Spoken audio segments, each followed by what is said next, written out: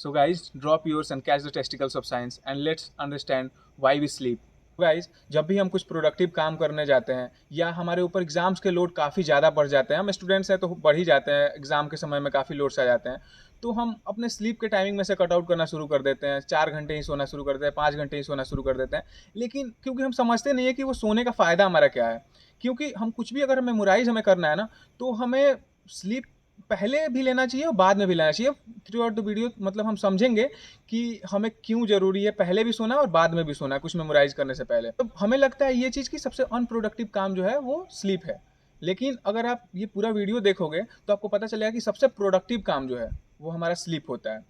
हम स्लीप का फ़ायदा शायद कुछ तो जानते होंगे, लेकिन घाटा हम नहीं जानते कि अगर हम स्लीप अगर कम लेते हैं तो कितना ज़्यादा घाटा हो सकता है। Guys, अगर हम रेगुलर स्लीप नहीं लेते हैं, एक नॉर्मल स्लीप नहीं लेते हैं, तो हमारा कॉग्निटिव एंड थिंकिंग पावर काफ़ी डिक्रीज़ हो जाता है। हमारा मेमोराइजिंग पावर काफ़ी डिक्रीज़ हो जाता है। हमें इम्यून सिस्टम पे काफ़ी इफेक्ट पड़ता है, कैंसर के रिस्क बढ़ जाते हैं, टेस्टिकल और टेस्टोस्टेरोन का लेवल पे इफेक्ट पड़ता है। तो गाइज हम साइंस का टेस्टिकल पकड़ लिए हैं, तो टेस्टिकल से ही शुरू करते हैं। सो गाइज अगर आप 4 से 5 घंटे का स्लीप लेते हो और 7 से 9 घंटे का नहीं लेते हो, तो आपका टेस्टिकल का साइज जो होगा वो 7 से 9 घंटे का स्लीप लेने वाले इंसान से काफ़ी छोटा होगा। और आपका टेस्टोस्टेरोन का लेवल जो होगा एक 10 साल बड़े इंसान के बराबर होगा। जो कि आपको बता दें कि एक छोटे एज के इंसान का टेस्टोस्टेरोन लेवल काफ़ी हाई होता है। इसीलिए वो कम एज में, जैसे आप बच्चों को देखते हो, कम एज में वो कितना एनर्जेटिक फील करते हैं, क्योंकि उनका टेस्टोस्टेरोन लेवल काफ़ी हाई होता है। जब गेम वम खेलते हैं तो कितना एकदम कूद फांद करते हैं, क्योंकि उनका टेस्टोस्टेरोन लेवल काफ़ी हाई होता है। हमेशा वो इंथुजियास्टिक रहते हैं, वो हमेशा एनर्जेटिक फील करते हैं। या आप फील्ड पे देख सकते हो विराट कोहली को, रोनाल्डो को, वो लोग जिम करते हैं, एक्सरसाइजेस करते हैं, तो उनका टेस्टोस्टेरोन लेवल कितना बूस्ट होता है, वो हमेशा कितना एनर्जेटिक फील करते हैं, हमेशा अच्छा परफॉर्मेंस देते हैं। तो गाइज हमारा बहुत ज़रूरी है कि हम अच्छा स्लीप लें, क्योंकि अगर आप 7 से 9 घंटे का स्लीप लोगे तो आपका टेस्टोस्टेरोन का लेवल काफ़ी हाई होगा, तो आप कोई भी काम करोगे तो आपको एनर्जेटिक फील होगा। और एनर्जी काफ़ी मैटर करता है आप कोई भी काम करते हो तो। और गाइज हमारा दूसरा पॉइंट है मेमोराइजिंग पावर। हमारा मेमोराइजिंग पावर 40% से कम हो जाता है guys. It's a huge number 40%, and it's a experimental data. और ये एक्सपेरिमेंट मैथ्यू वॉकर के द्वारा किया गया है, जो कि एक न्यूरो साइंटिस्ट हैं।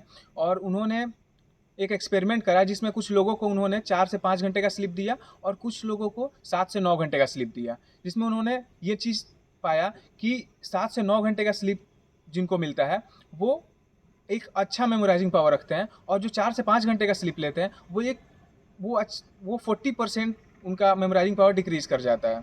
जब हम कम सोते हैं तो हमारा ये part of the brain, prefrontal cortex जिसको बोलते हैं, वो हमारा क्लोज हो जाता है। मतलब हम कॉग्निटिव और थिंकिंग पावर जो है, हमारा एबिलिटी जो है वो कम हो जाता है, एकदम ना बराबर हो जाता है। और हम इमोशनली सोचने लगते हैं, क्योंकि हमारा emotional part of the brain जो है वो एक्टिव हो जाता है।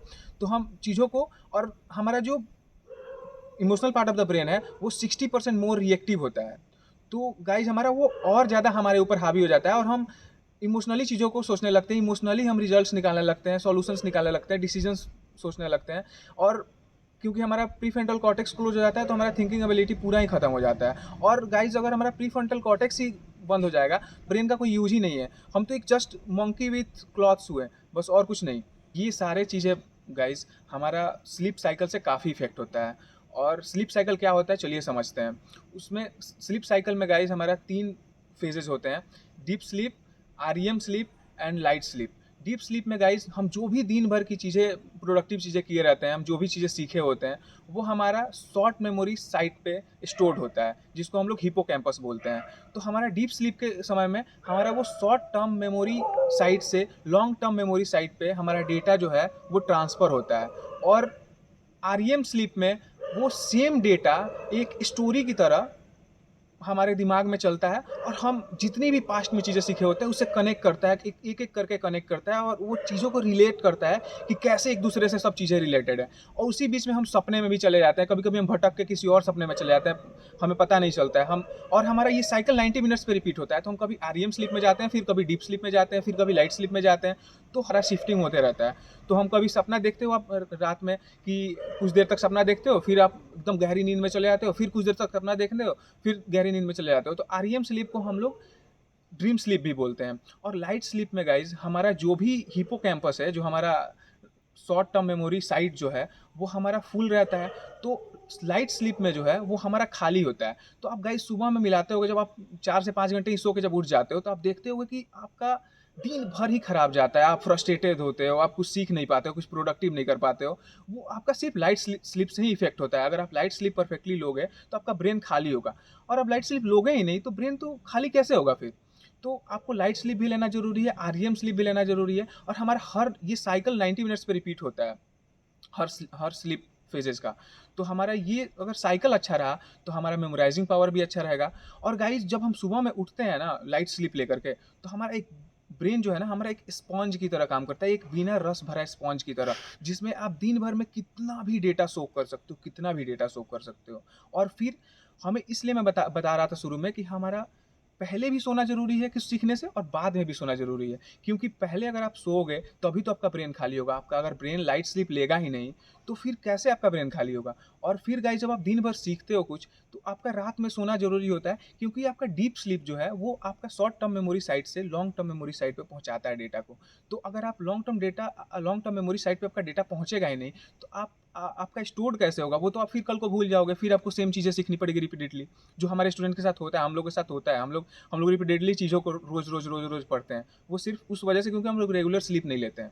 और गाइज मैथ्यू वॉकर ने एक और एक्सपेरिमेंट करा, जिसमें उन्होंने कुछ लोगों को 4 से 5 घंटे का स्लीप दिया, और उन्होंने पाया कि हम उनके जीन्स के एक्टिविटीज़ में 711 जीन्स के एक्टिविटीज़ में चेंजेज आए, और उसमें से आधे जीन्स के एक्टिविटीज़ इंक्रीज कर गए और आधे जीन्स के एक्टिविटीज़ डिक्रीज कर गए। जितने भी डिक्रीज नंबर ऑफ जीन्स थे उसमें पाया गया कि वो सारे इम्यून सिस्टम से रिलेटेड थे, मतलब वो सारे इम्यून डिफिशियंसी में चीज़ें मतलब इफेक्ट करते हैं। और जो इंक्रीज हुए हैं उनमें पाया गया कि वो कैंसर के रिस्क को बढ़ाते हैं और ट्यूमर्स के रिस्क को बढ़ाते हैं। और गाइज हमारा इम्यून सिस्टम 10-20-30% से इफेक्ट नहीं हो रहा था, हमारा इम्यून सिस्टम 70% से इफेक्ट हो रहा था। और कैंसर में भी, cancer of prostate, cancer of breast, cancer of bowel, ये सब चीज़ें हो रही थी। तो आप खुद मिला सकते हो गाइज कि सोना कितना ज़्यादा ज़रूरी है हमारे लिए।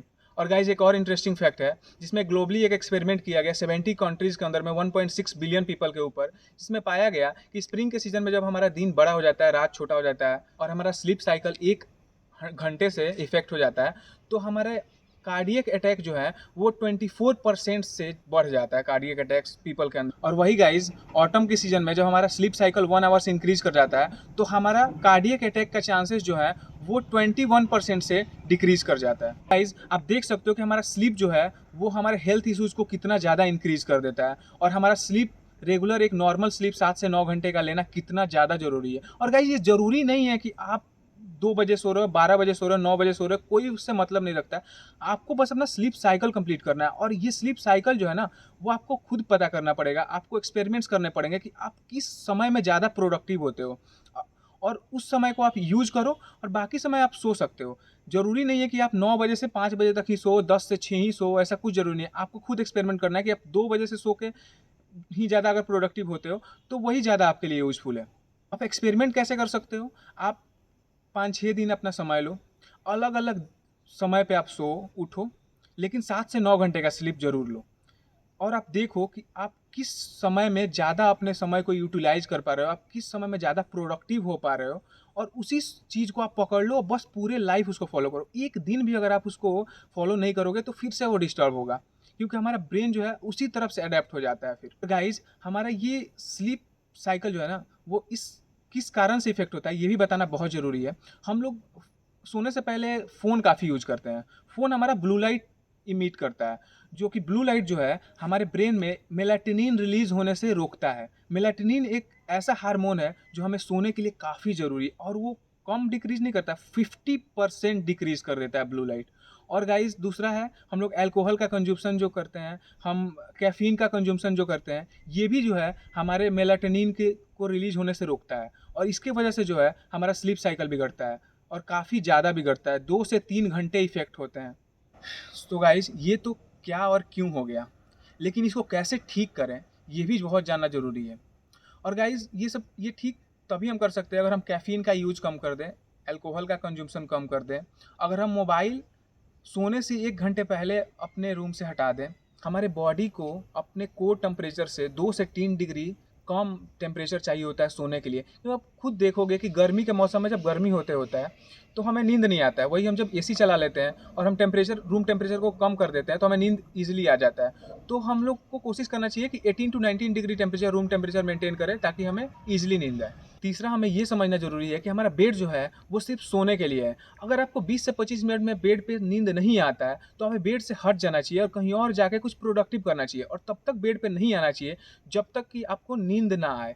क्योंकि आप गाइस डाइनिंग टेबल पे बैठ के आप भूख लगने का इंतज़ार नहीं कर सकते, वैसे ही आप बेड पे लेट के आप नींद आने का इंतज़ार नहीं कर सकते। तो आपको बेड से हट जाना चाहिए और ब्रेन को ये चीज़ समझने देना चाहिए कि हमारा जो बेड है वो सिर्फ सोने के लिए है। जैसे कोई आप देख रहे हो कि ये रोड पे शूटिंग हो रहा है वीडियो का, क्योंकि गाइस हम लोग टहलने निकले थे ऐसे ही कुछ अपना माइंड फ्रेश करने के लिए।